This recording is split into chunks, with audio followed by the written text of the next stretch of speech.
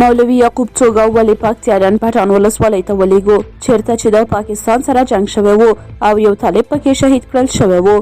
دا چې د پاکستان له بمبار څخه وروسته پاکستاني عسکرو په ډان پټان ولسوالۍ کې د خلکو په کورونو بریدونه شروع کړل نو طالبانو هم په پاکستان باندې د راکټو ګزارونه شروع کړل. په همغه ورځ د یو کس د جسد عکس خپور شو چې یاد کس د پاکستان لخوا څخه په شهادت رسیدلی دی خو معلومه نه وه چې یاد کس نظامي دی که عام افغان. خو اوس دفاع وزیر په ډاګه کړې ده چې یاد کس طالب و او د پاکستان لخوا په شهادت رسیدلی دی. د یادونې وړ ده چې طالبانو په ځوابي ډزو کې هم د پاکستان ستر پوځي افسر وژل شوی و.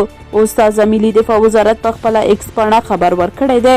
د ملي دفاع وزیر مولوي یعقوب د هدایت پر اساس د هیواد وسلوال پوځ د لوی درستیز مرستیال حاجي مالي خان صدیق د وضعیت ارزونې په موخه د پکتیا ولایت ډان پټان ولسوالۍ ته ولاړ او هلته یې په فرضي کرښه کې د ملي اسلامي اردو منصوبینو د پوستو څخه لیدنه وکړه. پاکستاني لوري ته د ملي اسلامي اردو ځواکونو له لورې د جدي خبرداري او بیړني ضرب العجل د ټاکلو له امله اوس مهال په سیمو کې نښتې کمې شوي دي.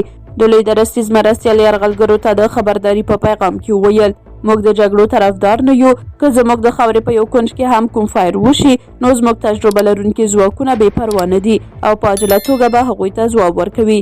هغه د شهید شوي کورنۍ ته هم ورغلی و او هغوی ته یې وویل زه تاسې ته د غم شریکي لپاره مولوي یعقوب مجاهد راولېږلم او ستاسې د شهید بدله به اخلم.